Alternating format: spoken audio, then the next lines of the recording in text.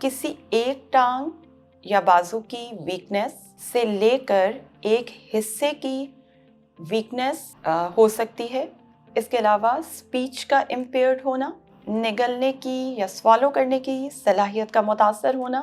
कुछ risk factors हैं जो कि एसोसिएटेड हैं स्ट्रोक के साथ या फालिज के साथ, जैसा कि high blood pressure. This is the most common reason of stroke. Similarly, uncontrolled diabetes, obesity, cholesterol का हायर साइड्स पे रहना।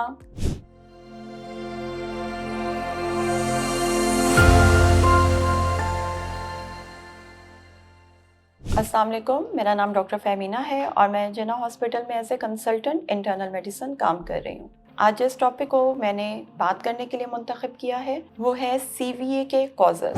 CVA मीन्स स्ट्रोक या फालिज। आम टर्म में इसे पैरालिसिस भी बोला जाता है। किसी एक टांग या बाजू की वीकनेस से लेकर एक हिस्से की वीकनेस हो सकती है।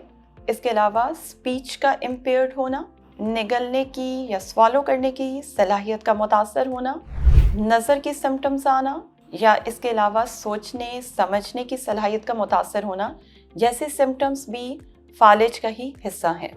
फालिज की मुख्तलिफ रीज़न्स हो सकती हैं और इसमें मुख्तलिफ रिस्क फैक्टर्स हैं जो कि एसोसिएटेड हैं हायर चांसेस ऑफ स्ट्रोक के साथ। फालिज यूजुअली दो टाइप्स का है अगर हम इसको ब्रॉडली डिवाइड करें तो, लेकिन जो मेन अंडरलाइंग रीज़न है उसमें ब्रेन का हिस्सा मुतासर होता है ब्लड सप्लाई के मुतासर होने से। अब समटाइम्स तो शरीयान फट जाती है और खून फैल जाता है, लेकिन इस्केमिक स्ट्रोक उसमें खून जम जाता है और साइन एंड सिम्टम्स डिपेंड करते हैं कि ब्रेन का कौन सा हिस्सा मुतासर हुआ है। अगर हम रिस्क फैक्टर्स के ऊपर बात करें तो कुछ रिस्क फैक्टर्स हैं जो कि एसोसिएटेड हैं स्ट्रोक के साथ या फालिज के साथ, जैसा कि हाई ब्लड प्रेशर।